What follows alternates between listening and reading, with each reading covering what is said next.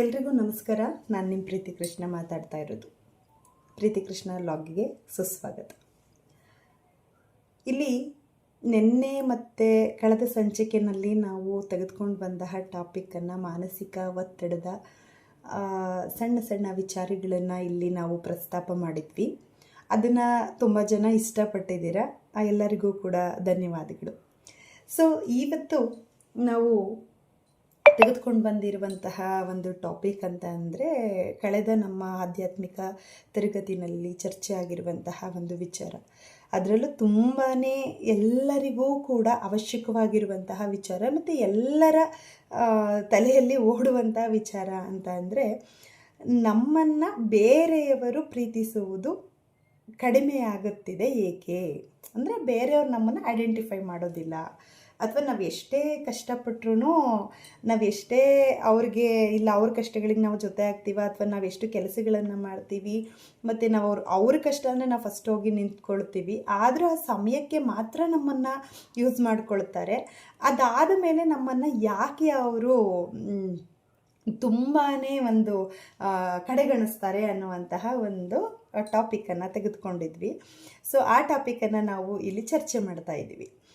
ಏನಂದರೆ, ಇಲ್ಲಿ ನಾವು ಮೂಲತಃ ಆಧ್ಯಾತ್ಮಿಕ ತರಗತಿಗಳನ್ನು ನಡೆಸೋದ್ರಿಂದ ಇಂತಹ ಒಂದು ವಿಚಾರಗಳನ್ನು ನಾವಿಲ್ಲಿ ಜಾಸ್ತಿ ಚರ್ಚೆ ಮಾಡ್ತೀವಿ. ಅದೇ ವಿಚಾರಗಳು ಕೂಡ ಯಾರಾದ್ರೊಬ್ಬರು ಕರೆ ಮಾಡಿದ್ರು ಅಷ್ಟೇ, ನಾವು ಅವರು ವೈಯಕ್ತಿಕವಾಗಿ ತರಗತಿಗಳನ್ನು ನಾವು ಕೊಡಬೇಕಾದ್ರೆ ಅವರು ಹೆಚ್ಚೆಚ್ಚು ಪ್ರಶ್ನೆಗಳನ್ನು ಕೇಳೋದು, ಮ್ಯಾಮ್ ಮಾನಸಿಕ ಒತ್ತಡವನ್ನು ನಾವು ಬರೋದೇ ನಮಗೆ ಸಾಂಸಾರಿಕ ಜೀವನದಲ್ಲಿ, ಏಕೆಂದರೆ ನಮ್ಮನ್ನು ಯಾರಾದ್ರೂ ಗೌರವ ಕೊಡದೇ ಇದ್ದಾಗ, ನಮ್ಮನ್ನು ಅವರು ಪ್ರೀತಿಸ್ದೇ ಇದ್ದಾಗ ನಾವು ಎಷ್ಟು ಅವರಿಗೋಸ್ಕರ ಮಾಡ್ತಾ ಇರ್ತೀವಿ, ಆದರೆ ಜಾಸ್ತಿ ಅವ್ರು ನಮ್ಮನ್ನು ಇಷ್ಟಪಡೋದಿಲ್ಲ ಅನ್ನೋದು ಈ ಒಂದು ಮಾತುಗಳು ಜಾಸ್ತಿ ಬರ್ತದೆ. ಇಲ್ಲಿ ನಾವು ಹೇಳ್ಕೊಳ್ಬೇಕಾಗಿರೋದು ಅಥವಾ ನಾವು ಅನುಸರಿಸಬೇಕಾಗಿರೋದು ಒಂದು ಮಾತೇನೆಂದರೆ, ಇಲ್ಲಿ ಮಹಿಳೆಯರಾಗಲಿ ಅಥವಾ ಪುರುಷರಾಗಲಿ, ಮೊದಲಿಗೆ ನನ್ನ ಒಂದು ಮಾತಂದರೆ, ನನ್ನನ್ನು ನಾನು ಪ್ರೀತಿಸ್ತಾ ಇದ್ದೀನಿ, ನನ್ನನ್ನು ನಾನು ಗೌರವಿಸ್ತೀನಿ, ನನ್ನನ್ನು ನಾನು ಎಲ್ಲ ಥರದ್ರಲ್ಲೂ ಬಲಿಷ್ಠ ಅಂತ ಅಂದ್ಕೊಳ್ತೀನಿ ಅಂತ ಅನ್ಕೋತೀವಿ ಅನ್ನೋದು ಒಬ್ಬರ ಕಡೆಯಿಂದನೂ ಮಾತು ಬರೋದಿಲ್ಲ. ಬಹುಶಃ ಇಲ್ಲಿ ಪ್ರಶ್ನೆ ಬರೋದೇ ಬೇರೆಯವರ ವಿಚಾರಕ್ಕೆ, ಮತ್ತು ಬೇರೆಯವ್ರು ಹಾಗೆ ಅಂದ್ಕೊಂಡಿದ್ದಾರೆ, ಅವ್ರು ಹೀಗೆ ಅಂದ್ಕೊಂಡಿದ್ದಾರೆ, ನಮ್ಮನ್ನು ಗೌರವಿಸೋದಿಲ್ಲ ಅನ್ನೋದೇ ವಿಚಾರ ಬರುತ್ತೆ. ಯಾಕೆ ನಾವು ನಮ್ಮನ್ನು ಗೌರವಿಸೋಕ್ಕಾಗೋದಿಲ್ಲ? ಇದು ನನ್ನ ಮಾತು. ಯಾಕೆ ನಮ್ಮನ್ನು ನಾವು ಬಲಿಷ್ಠರು ಅಂತ ಅಂದ್ಕೊಳ್ಳೋಕ್ಕಾಗೋದಿಲ್ಲ? ಯಾಕೆ ನಮ್ಮನ್ನು ನಾವು ಎಲ್ಲ ವಿಚಾರದಲ್ಲೂ ಸಮರ್ಥರು, ನಮ್ಮನ್ನು ನಾವು ಪ್ರೀತಿಸಬೇಕು ಅಂತ ನಾವು ಅಂದ್ಕೊಂಡ್ಬಿಟ್ರೆ, ಬೇರೆಯವ್ರು ಯಾಕೆ ನಮ್ಮನ್ನು ಪ್ರೀತಿಸಬೇಕು? ಬೇರೆಯವ್ರು ಯಾಕೆ ನಮ್ಮನ್ನು ಗೌರವಿಸಬೇಕು? ಅದು ನಾವು ನಡ್ಕೊಳ್ಳುವ ವಿಚಾರದಲ್ಲಿ ಅವರಿಗೆ ಗೌರವವನ್ನು ಕೊಡಬೇಕಾ ಬೇಡವಾ ಅನ್ನೋದು ಅವ್ರಿಗೆ ಬಿಟ್ಟು ವಿಚಾರ ಅಲ್ವೇ? ಸೊ ನಾವು ಯಾಕೆ ಇಷ್ಟೊಂದು ವರಿ ಮಾಡ್ಕೊಳ್ಬೇಕು? ನಾವು ಯಾಕೆ ಮಾನಸಿಕ ಒತ್ತಡಕ್ಕೆ ಸಿಲುಕಬೇಕು ಅನ್ನೋದು ನನ್ನ ಪ್ರಶ್ನೆ. ಇಲ್ಲಿ ನಾವು ಈ ಟಾಪಿಕನ್ನು ಅತಿ ಹೆಚ್ಚು ವಿಚಾರಗಳನ್ನು ತಿಳ್ಕೋಬೇಕು ಅಂತಂದರೆ ಬಹುಶಃ 1 ಗಂಟೆ 1 ತಾಸಾದರೂ ಕೂಡ ಸಾಕಾಗೋದಿಲ್ಲ. ಅದನ್ನು ನಾವು ತರಗತಿನಲ್ಲಿ ಮಾಡ್ಬೋದು, ವೈಯಕ್ತಿಕವಾಗಿ ತರಗತಿಗಳನ್ನು ಕೊಡುವಾಗ ಮಾಡ್ಬೋದು. ಆದರೆ ಈ ಒಂದು ಪ್ಲ್ಯಾಟ್ಫಾರ್ಮಲ್ಲಿ ನಾವು ಎಷ್ಟು ಹೇಳಬೇಕು ಅಷ್ಟು ಮಾತ್ರ ಹೇಳಲಿಕ್ಕೆ ಸಾಧ್ಯ. ಅದು ನನ್ನ ಪ್ರಯತ್ನ. ಎಷ್ಟಾಗುತ್ತೆ ಅಷ್ಟನ್ನು ಹೇಳ್ಬಹುದು, ಅಷ್ಟನ್ನು ಮಾತ್ರ ಹೇಳಲಿಕ್ಕೆ ಪ್ರಯತ್ನ ಪಡ್ತೀನಿ. ಈಗ ಇಲ್ಲಿ ನೋಡಿ, ನಮ್ಮನ್ನು ನಾವು ಪ್ರೀತಿಸ್ಕೊಳ್ಬೇಕು, ನಮ್ಮನ್ನು ನಾವು ಗೌರವಿಸಬೇಕು, ನಮ್ಮನ್ನು ನಾವು ಬಲಿಷ್ಠರು ಅಂತ ಹೇಳ್ಕೊಳ್ಬೇಕು. ಆಗ ತನಗೆ ತಾನೇ ಬೇರೆಯವರು ನಮ್ಮನ್ನು ಪ್ರೀತಿಸೋದಕ್ಕೆ ಶುರು ಮಾಡ್ತಾರೆ.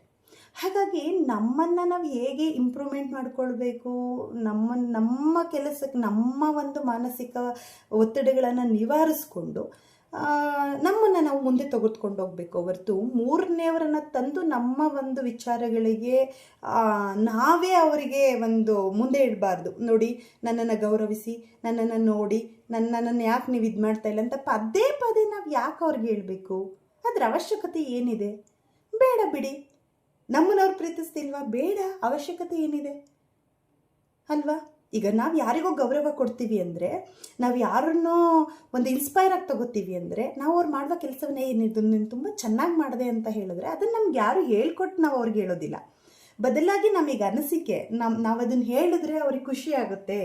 ಅವ್ರ ವಿಚಾರಗಳನ್ನು ನೀನು ಒಳ್ಳೇದು ಮಾಡಿದೆ ಅಂತ ಹೇಳಬೇಕು ಅನ್ನೋ ಗುಣ ಅದು ನಮ್ಮಲ್ಲಿರೋ ಒಳ್ಳೆತನ ಅಲ್ವೇ? ಸೊ ಬದಲಿಗೆ ನಾವು ಯಾಕೆ ಆ ಕಡೆಯಿಂದ ಅಪೇಕ್ಷೆ ಪಡಬೇಕು ಅವರು ನಮಗೆ ಅದನ್ನೇ ಹೇಳಬೇಕು ಅಂತ? ಅದು ಅವರ ಒಳ್ಳೆಯತನವನ್ನು ಮೇಲ್ ತೋರಿಸುವಂಥ ವಿಚಾರ. ಅವರು ಹೇಳಲಿಲ್ಲ ಅಂದರೆ ನಾವೇನು ಮಾಡೋಕ್ಕಾಗೋದಿಲ್ಲ ಅಲ್ವಾ?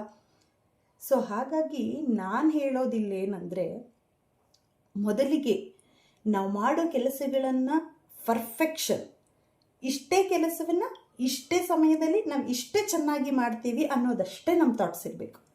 ನಾನು ಮಾಡೋ ಕೆಲಸ ನನಗೆ ತುಂಬಾ ಖುಷಿ ಕೊಟ್ಟಿದೆ ಅನ್ನೋ ಥರದಲ್ಲಿ ಮಾತ್ರ ಇರಬೇಕು. ನಾನು ಮಾಡೋ ಕೆಲಸದಿಂದ ನನ್ನ ಮಾನಸಿಕ ನೆಮ್ಮದಿ ಚೆನ್ನಾಗಿರುತ್ತೆ ಅನ್ನೋವಂಥ ಭಾವನೆ ನಮಗಿರಬೇಕು. ಅದನ್ನು ಹೊರತುಪಡಿಸಿ ಅದನ್ನು ನಮ್ಮನ್ನು ನೋಡಿ ಬೇರೆಯವ್ರ ಶ್ಲಾಘನೆ ಕೊಟ್ಟಾಗ ಬಹುಶಃ ಅದಕ್ಕೊಂದು ಗೌರವ, ಅದನ್ನು ಕೇಳಿ ತಗೊಳ್ಬಾರ್ದು.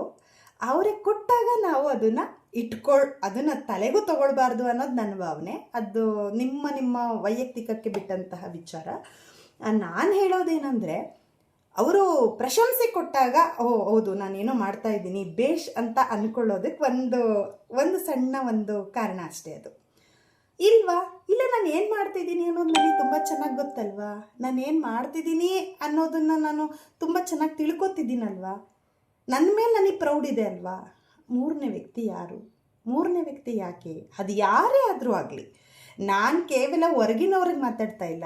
ನಿಮ್ಮ ಕೌಟುಂಬಿಕದಲ್ಲಿ ಇರುವಂಥ ನಿಮ್ಮ ಕುಟುಂಬದಲ್ಲಿರೋರೇ ವ್ಯಕ್ತಿಗಳಾದರೂ ಪರವಾಗಿಲ್ಲ, ಬೇರೆಯವ್ರು ಯಾಕೆ, ನಿಮ್ಮ ಗಂಡ ಆದರೂ ಪರವಾಗಿಲ್ಲ, ನಿಮ್ಮ ಮಕ್ಕಳಾದರೂ ಪರವಾಗಿಲ್ಲ, ಅವ್ರಿಗೆ ಗೊತ್ತಿರುತ್ತೆ ನೀವೇನು ಮಾಡ್ತಿದ್ದೀರಾ, ನೀವು ಏನು ಹೇಗೆ. ಅದು ಪ್ರಶಂಸನೆ ಕೊಡಲಿಲ್ಲ ಅಂದರೆ ಅದು ಬಹುಶಃ ಅವರ ಇದಕ್ಕೆ ಅದು ಧಕ್ಕೆ ಬರ್ತದೋ ವಿನಃ ಖಂಡಿತವಾಗ್ಲೂ ನಿಮ್ಮ ವಿಚಾರಕ್ಕೆ ಯಾವುದೇ ಧಕ್ಕೆ ಬರೋದಿಲ್ಲ. ನಿಮ್ಮನ್ನು ನೀವು ಪ್ರೀತಿಸಿ, ನಿಮ್ಮನ್ನು ನೀವು ಗೌರವಿಸಿ, ನಿಮ್ಮನ್ನು ನೀವು ಖಂಡಿತವಾಗ್ಲೂ ಶ್ಲಾಘಿಸಲೇಬೇಕು, ಶ್ಲಾಘಿಸಿ. ಹೌದಲ್ವಾ? ನಾನೇನೋ ಮಾಡ್ತಿದ್ದೀನಿ, ನಾನು ಶ್ಲಾಘನೆಯನ್ನು ಕೊಟ್ಕೊಳ್ಳೋಣ. ಆಮೇಲೆ ಮೂರನೇವರು ನಮಗೆ ಶ್ಲಾಘನೆ ಕೊಟ್ಟರು ಸರಿ, ಕೊಡದೇನೆ ಇದ್ದರೂ ಓಕೆ. ಇದು ನನ್ನ ಭಾವನೆ. ಇದನ್ನು ಒಂದು ವಿಚಾರವನ್ನು ನಿನ್ನೆ ಟಾಪಿಕನ್ನು ನಾವು ಇದನ್ನು ಮಾತಾಡಿ ಮೇಡಮ್, ಇದು ತುಂಬ ಚೆನ್ನಾಗಿ ನಮ್ಗೆ ಹೇಳಿದ್ರಿ, ತಿಳುವಳಿಕೆ ಹೇಳಿದ್ರೆ ಇದನ್ನು ಮಾತಾಡಿ ಮೇಡಮ್, ಇದು ಬಹುಶಃ ಸುಮಾರು ಜನಕ್ಕೆ ಹೆಲ್ಪ್ ಆಗ್ಬೋದು ಅಂತ ತರಗತಿನಲ್ಲಿ ಚರ್ಚೆ ಆಗಿತ್ತು. ಸೊ ಹಾಗಾಗಿ ಇದೇ ಟಾಪಿಕನ್ನು ಇಲ್ಲಿ ತೊಗೊಂಡು ಬಂದು ಹೇಳ್ತಾ ಇದ್ದೀವಿ. ಇನ್ನು ಕೆಲವರು ಮ್ಯಾಮ್ ನಿಮ್ಮದು ವೈಯಕ್ತಿಕ ಅಂದರೆ ನಿಮ್ಮ ಪರ್ಸ್ನಲ್ ಡೀಟೇಲ್ಸ್ ಏನು, ನೀವು ಯಾರು ಏನು ಅಂತ ಪ್ರಶ್ನೆ ಆಗ್ತಿದ್ದೀರಾ. ಖಂಡಿತವಾಗ್ಲೂ ಮುಂದೊಂದು ದಿನ ನನ್ನದ್ದು ವಿಚಾರಗಳನ್ನು ನಾನು ಖಂಡಿತವಾಗ್ಲೂ ನಾನು ಯಾರು, ನನ್ನ ಹೆಸರೇನು, ನಾನೇನು ಕೆಲಸವನ್ನು ಮಾಡ್ತಿದ್ದೀನಿ ಅದೆಲ್ಲವನ್ನು ಖಂಡಿತವಾಗ್ಲೂ ಕೂಡ ನಾನು ಹಂಚ್ಕೊಳ್ತೀನಿ. ನಿಮಗೆ ನನ್ನ ವಿಚಾರಗಳು ಇಷ್ಟ ಆದರೆ, ನಾನು ಹೇಳುವಂತಹ ವಿಚಾರಗಳು ನಿಮ್ಮ ಮನಸ್ಸಿಗೆ ಮುದವನ್ನು ನೀಡಿದರೆ, ಹೌದಪ್ಪ ಇವರೇನೋ ಒಂದು ವಿಚಾರ ಹೇಳ್ತಿದ್ದಾರೆ, ಇದು ಸರಿ ಅಂತ ಏನಾದರೂ ಅನಿಸಿದ್ರೆ ನನ್ನ ಚಾನಲನ್ನು ಸಬ್ಸ್ಕ್ರೈಬ್ ಮಾಡ್ಕೊಳ್ಳಿ. ಧನ್ಯವಾದಗಳು ಎಲ್ಲರಿಗೂ, ತುಂಬ ಹೃದಯದ ಧನ್ಯವಾದಗಳು.